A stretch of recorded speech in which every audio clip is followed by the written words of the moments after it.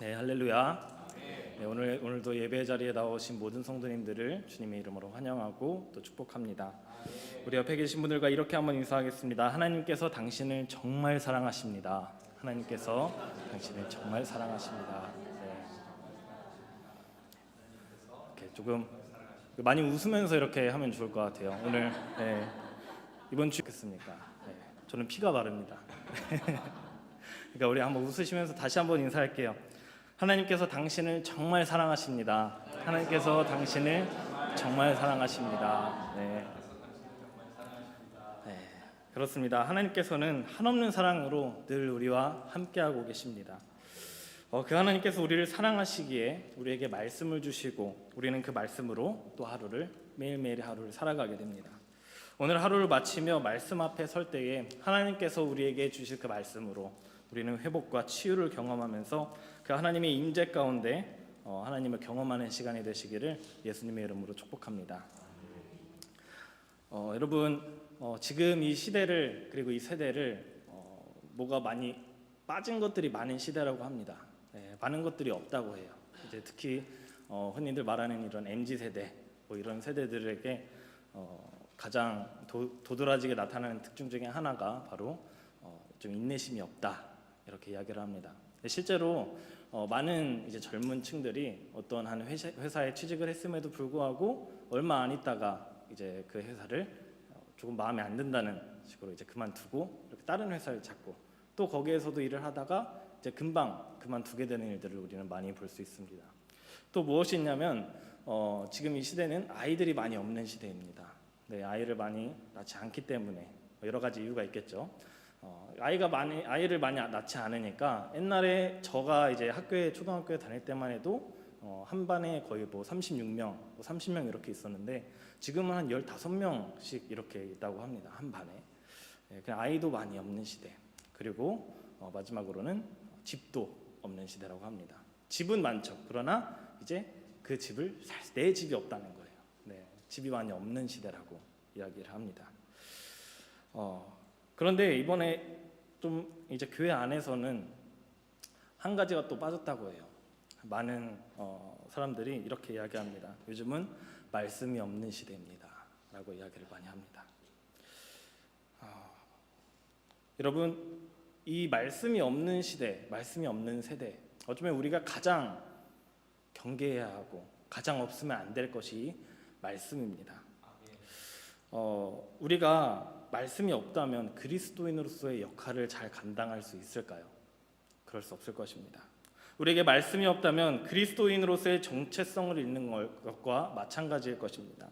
그런데 지금 이 시대를 살아가고 있는 수많은 사람들의 그 신앙이 바로 이러한 말씀 없는 그런 신앙이다, 이렇게 이야기를 하곤 합니다.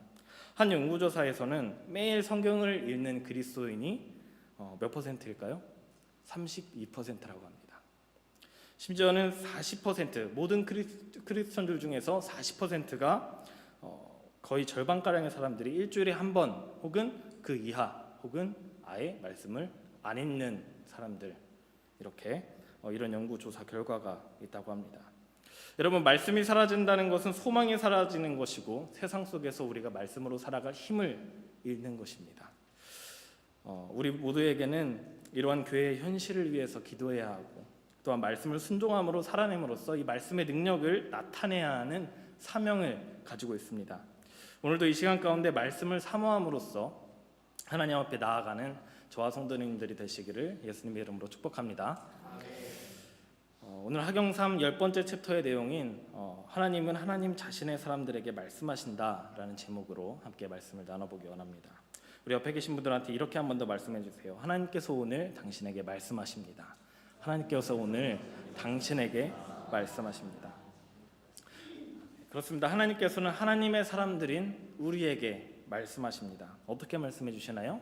성령 하나님께서 우리에게 말씀 가운데, 또한 교회와 사람 가운데, 혹은 기도 가운데, 환경 가운데 수많은 방법들로, 다양한 방법을 통해서 우리에게 말씀하시는 것을 알 수 있습니다. 이러한 특징은 성경 가운데서도 우리는 잘 찾아볼 수 있습니다. 야곱은 베델에서 꿈을 꾸는 중에 이제 하나님의 음성을 듣게 됩니다. 모세는 떨기나무 앞에서 하나님의 부르심을 받게 되죠. 두려움에 떨고 있던 여호수아에게 하나님께서는 찾아가서 말씀하셨고, 잠을 자고 있던 어린 사무엘에게 하나님께서는 그 사무엘을 부르십니다.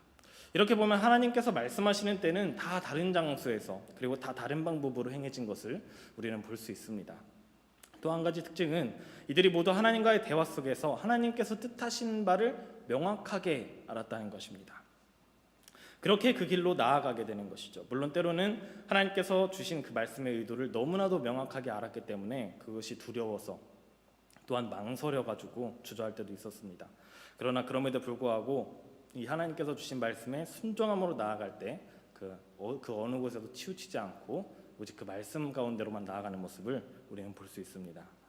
여러분, 우리는 모세가 하나님께서 말씀하실 때 하나님의 목적이 무엇인지를 알면서도 자신은 안 된다는 이유들을 늘어놓는 것을 볼 수 있습니다. 어떤 이유들이었나요? 하나님, 내가 누구이기에 제가 할 수 있겠습니까? 하나님, 제가 가서 나를 보내신 분이 누구라고 소개하겠습니까?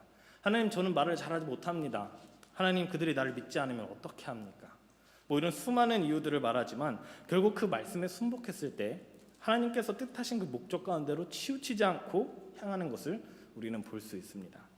하나님께서는 하나님의 사람들에게 말씀하시는데 이 말씀을 듣는 이들은 말씀하시는 분이 하나님이심을 알고 하나님의 목적을 명확하게 알게 됩니다.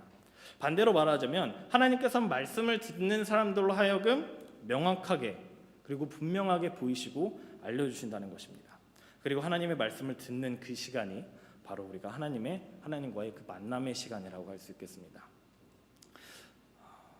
우리가 어떤 말씀이나 상황을 하나님께서 나에게 주시는 말씀이구나 하고 깨달을 수 있는 것은 우리 안에 내주하시는 성령 하나님께서 분명하게 보이시고 나타내셔서 하나님의 뜻을 알려주고 계시기 때문입니다. 그러나 오늘 교재에서는 성령 하나님의 주권을 뛰어넘으려고 하는 네 부류의 사람들을 이렇게 열거해주고 있습니다. 첫 번째로는 기적을 구하는 사람들입니다. 이 사람들은 이렇게 말합니다. 하나님, 이렇게 해주신다면, 저렇게 해주신다면 하나님의 뜻인 줄 알고 나아가겠습니다. 우리는 사사기에 나타나는 이 기드온의 양털뭉치 그 이야기를 예로 들 수 있겠죠. 하나님께서는 이미 하나님의 뜻을 기드온에게 밝히셨습니다. 그러나 기드온은 양털뭉치에만 이슬이 맺히던지 양털뭉치 그 밖에만 이슬이 맺히던지 하는 기도로 하나님을 3번이나 시험하는 것을 볼 수 있습니다. 그런데 우리가 이것을 성경에 기록해 놓은 이유가 기드온의 기도를 따라해라 이게 아니라 기드온의 이야기를 통해서 하나님을 시험하지 말라 하는 메시지를 분명하게 주고 있습니다.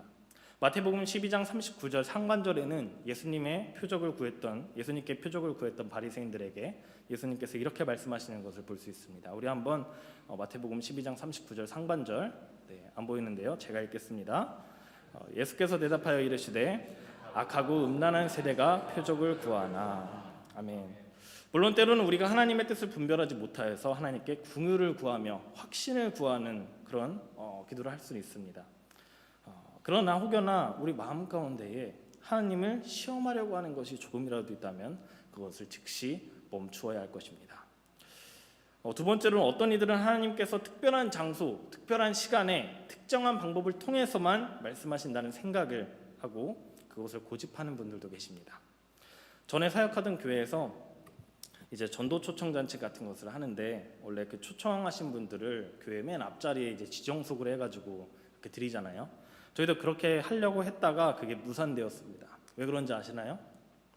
그 전년도에 했던 행사에서 한 성도님이 그 지정석 맨 앞자리를 여기 아니면 거기 앉아 계시던 분한테 나오라고 하는 거예요. 이 자리 아니면 은혜 못 받는다고. 결국 그 초청받으신 분은 그 이후로 교회를 안 나오게 되었다는 이야기를 들었습니다. 물론 내가 받았던 그 은혜 자리를 기억하고 그 스스로 가장 은혜 받는 그 시간을 기억하는 것은 아주 좋습니다. 하지만 그 자리가 아니면 은혜 못 받는다거나 그 시간이 아니면 은혜 못 받는다 이렇게 이야기하는 것은 하나님의 은혜를 제한하는 일이며 사사로운 개인의 고집에 불과한 것입니다. 하나님께서는 언제라도 어디서라도 우리에게 말씀하시고 계시고 우리와 함께 하신다는 사실을 기억하는 저와 성도님 되기를 축복합니다. 세 번째 부류의 사람들은 성경을 펴서 자기가 이용하고 싶은 한 구절을 뽑아서 이건 하나님이 나한테 주신 말씀이다 하고 이야기하는 사람들입니다. 물론 하나님께서는 이러한 방법으로 주실 수도 있을 것입니다. 하지만 대부분의 경우에 이것은 자기 만족으로 끝나기 마련입니다. 이런 방법은 매우 인간 중심적이고 나 중심적인 방법입니다.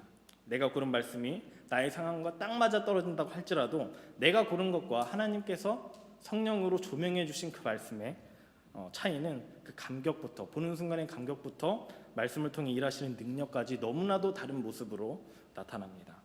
제 아무리 나의 상황에 필요한 말씀을 내가 스스로 골랐다고 할지라도 오직 성령님만이 우리 상황에 가장 맞는 그 말씀을 주시기 때문입니다. 성령님께서 보여주시는 말씀의 능력은 우리의 마음을 뒤흔들고 우리의 가치관과 우리의 결단을 바꾸시며 더 나아가서 우리의 삶의 모습까지도 변화시키십니다. 그런 힘이 있습니다. 엠마오로 가던 제자들에게 부활하신 예수님께서 나타나셔서 말씀을 가르쳐 주시고 함께 떡을 뗄 때에 그들은 이분이 예수님이신 줄을 알게 됩니다. 그때 이들이 무엇이라고 얘기합니까? 누가복음 24장 34절입니다.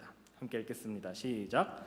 그들이 서로 말하되 길에서 우리에게 말씀하시고 우리에게 성경을 풀어주실 때에 우리 속에서 마음이 뜨겁지 아니하더냐 하고. 아멘. 그렇습니다. 오늘날에도 예수님의 영이시니 성령님께서는 우리에게 말씀을 조명해 주시는 분이십니다.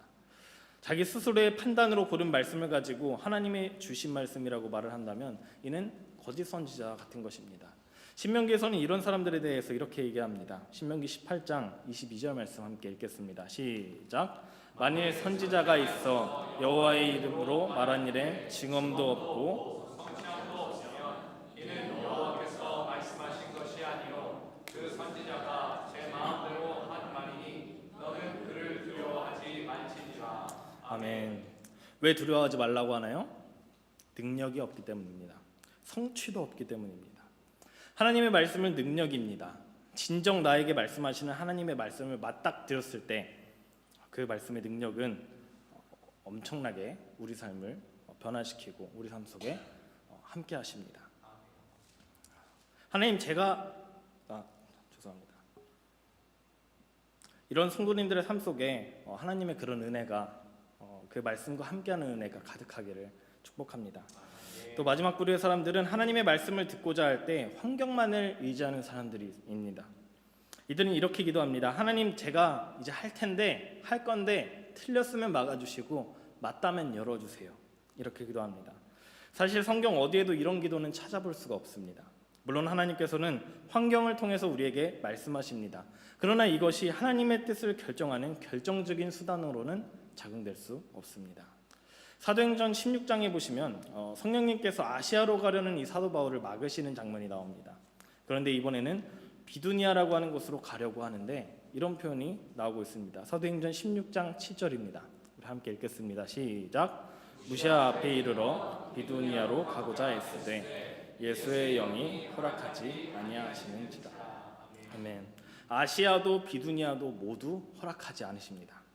여기서 사도 바울이 애쓰다라는 표현이 나오는데 무엇을 하는데 애쓴 것일까요? 사실 아시아도 비두니아도 육지로 연결되어 있기 때문에 그냥 걸어서 가면 되는 것이었습니다. 가려 했는데 바람이 심하게 불었다거나 아니면 비가 많이 왔다거나 뭐 이런 표현이 있으면 모르겠는데 그냥 예수께서 예수의 영이 허락하지 않으셨다라는 표현이 나오죠. 사도 바울은 무엇을 애쓴 것일까요? 하나님의 뜻을 구하는데 애쓴 것을 우리는 볼 수 있습니다. 그 후에 하나님께서는 사도 바울에게 밤의 환상을 통해서 마게도냐로 가게 하시는 것을 볼 수 있습니다.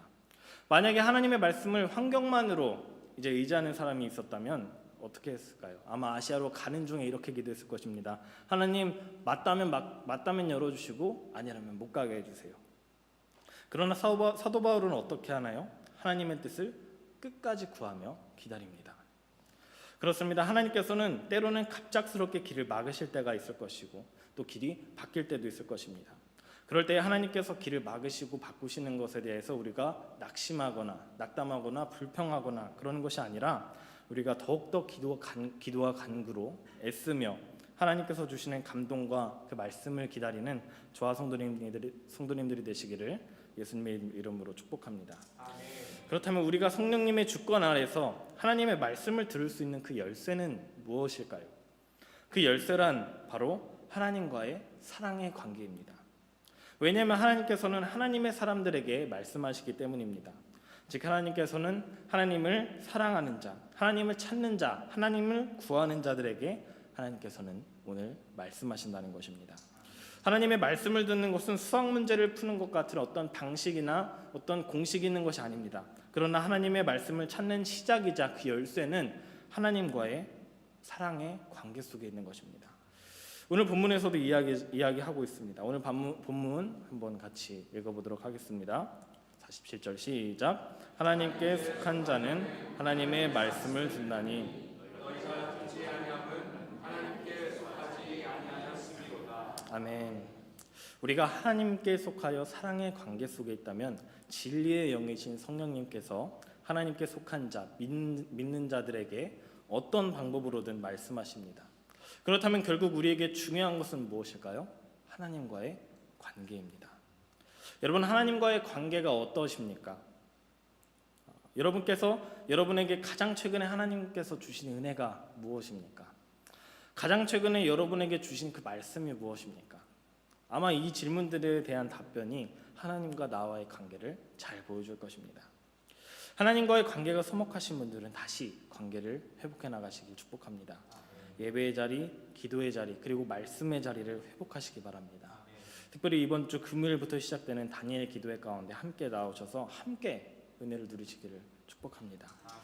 어려움이 있어서 집에서 온라인으로 들으시는 분은 어쩔 수 없겠지만 그렇지 않으신 분들은 교회에 나와서 함께 말씀을 듣고 함께 찬양을 올려드리고 함께 합심해서 기도하면서 그 하나님과의 그 관계를 회복하는 그런 시간이 되기를 예수님의 이름으로 축복합니다.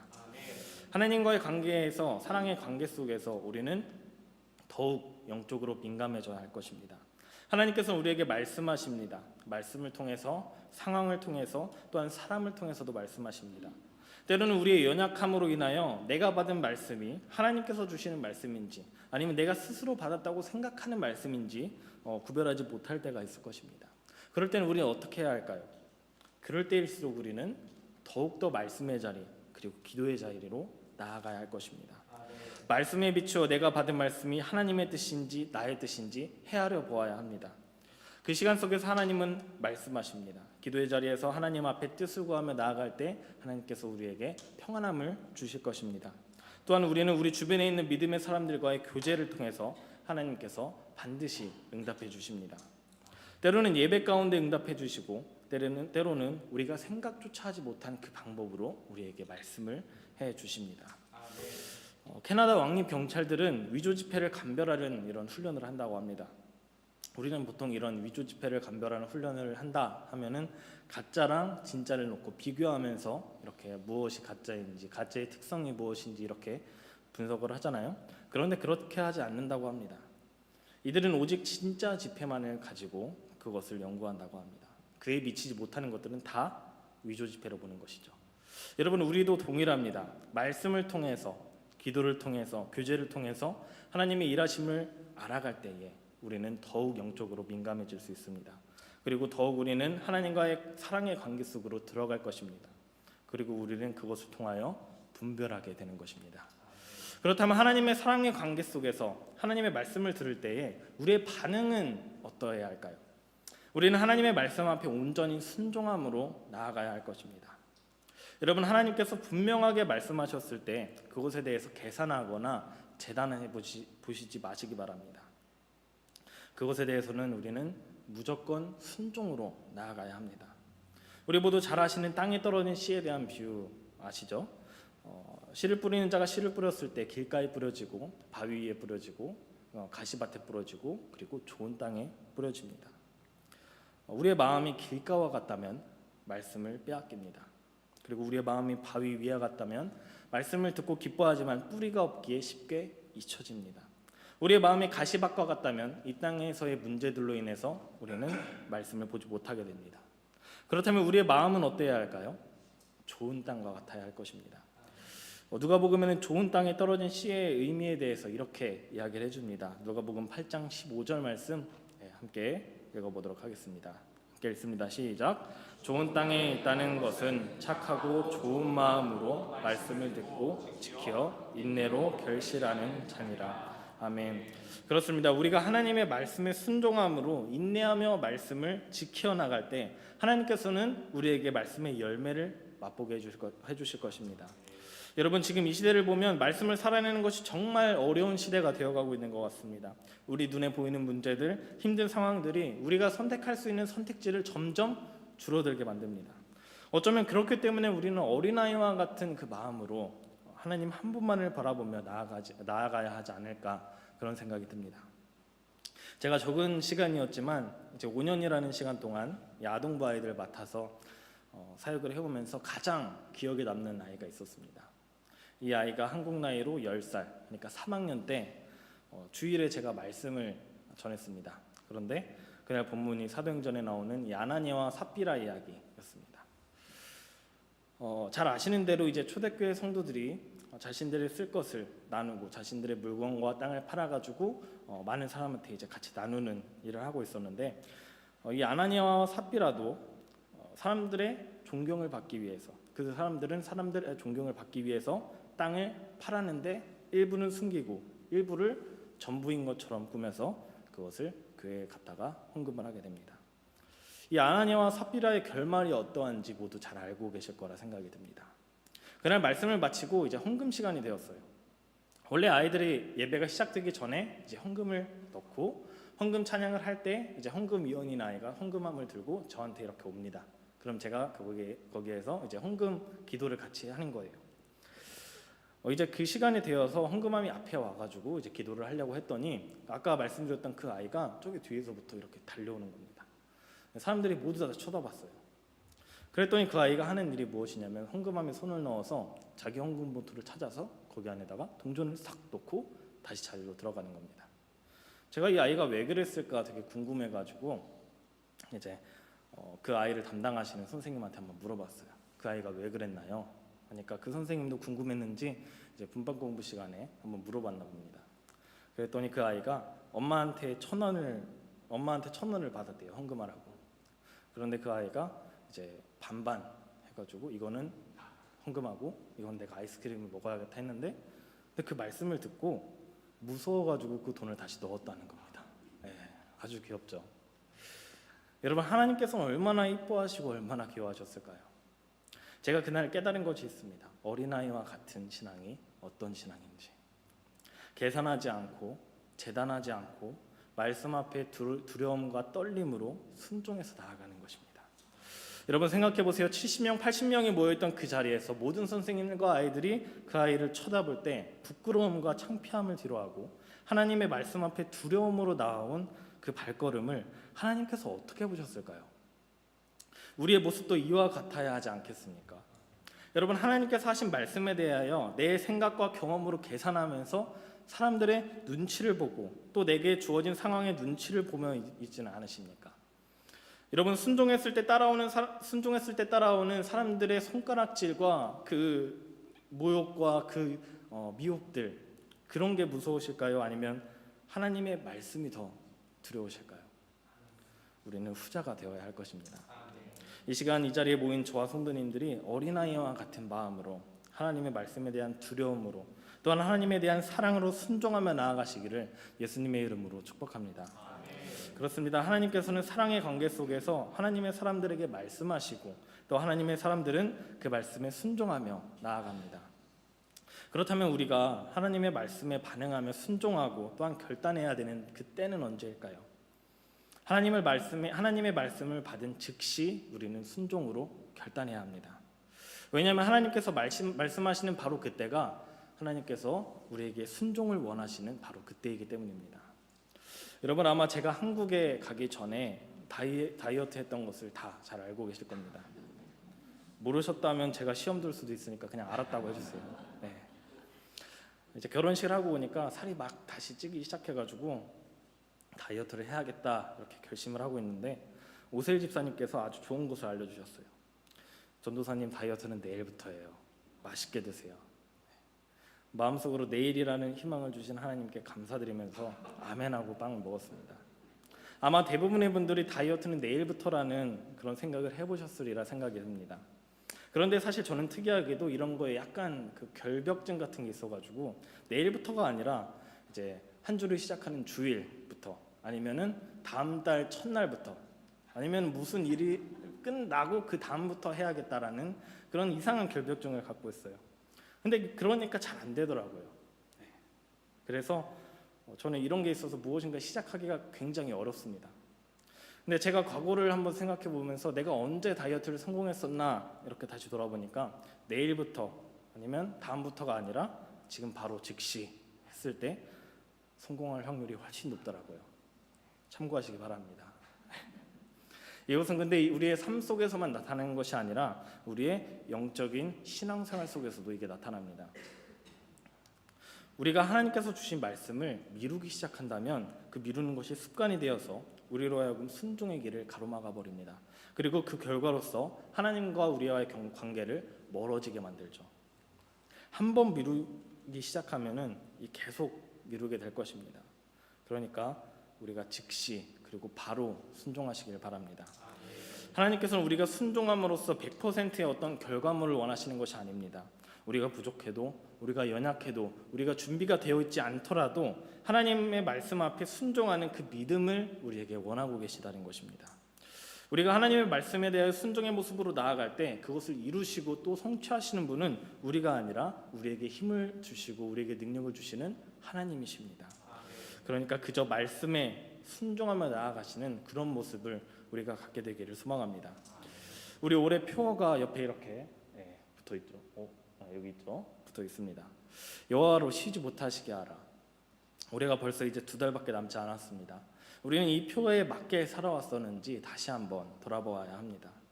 하나님을 쉬지 못하시게 하려면 어떻게 해야 하나요? 우리는 기도해야 합니다.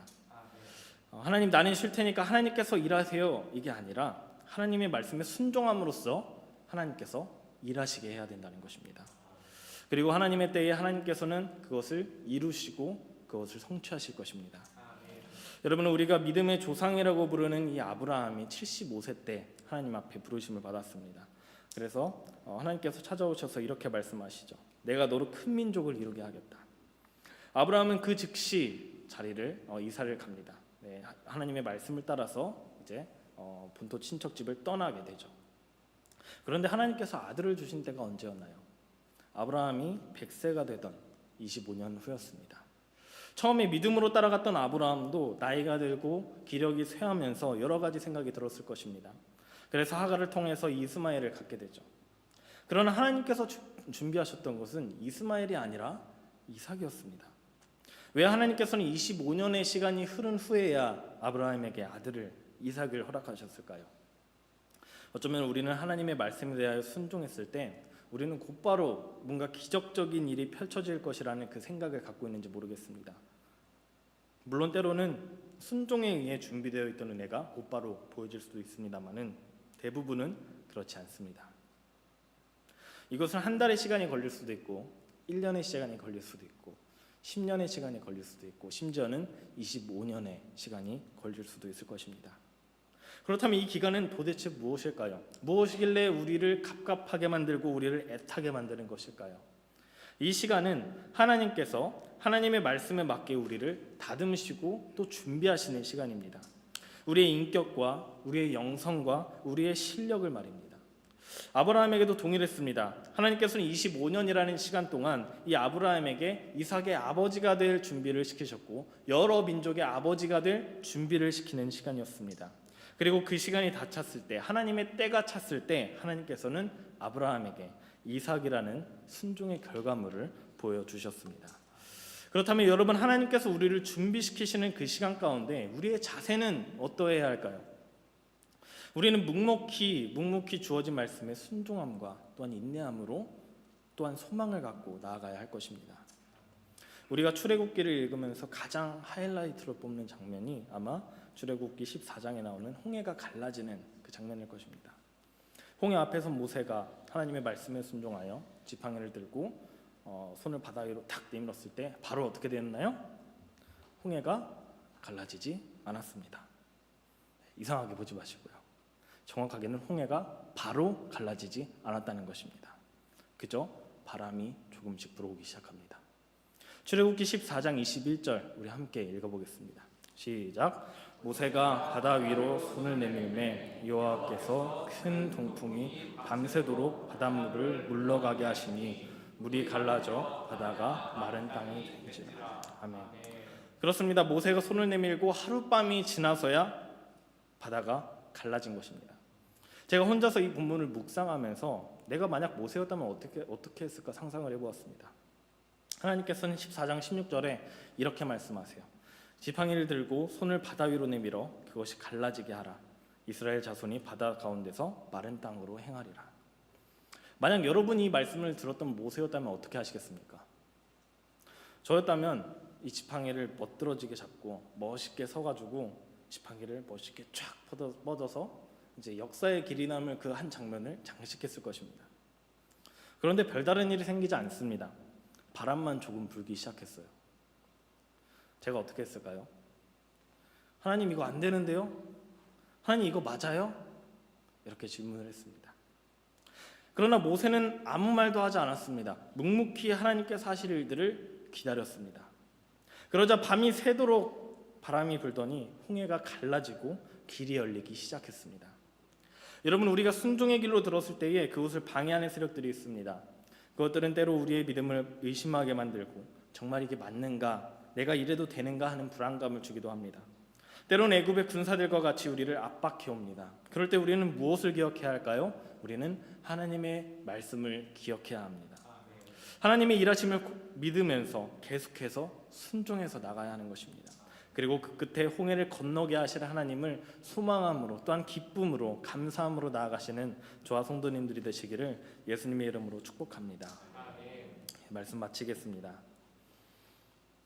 여러분, 하나님께서는 말씀하십니다. 때로는 우리가 집에서 조용히 성경을 읽을 때, 그리고 때로는 우리가 기도를 할 때 깨닫게 하시고, 때로는 우리가 교제하는 가운데, 믿음의 사람들과 교제하는 가운데 깨닫게 하시고, 때로는 우리가 책을 읽다가도, 그리고 심지어는 우리가 매일 걷는 그 길 가운데 우리에게 말씀하십니다. 그런데 사실 하나님께서는 하나님의 사람들에게만 말씀하시는 게 아닙니다. 하나님께서는 모든 사람들에게 말씀하고 계십니다. 창조된 자연을 통해서 우리에게 말씀하시고, 또한 누구나 가지고 있는 죄로 인한 고통과 고난 가운데, 사망의 권세 가운데 그것을 해결할 분이 하나님밖에 없다는 것을 나타내십니다. 그런데 안타까운 것은 그들이 듣지 못한다는 것입니다. 왜요?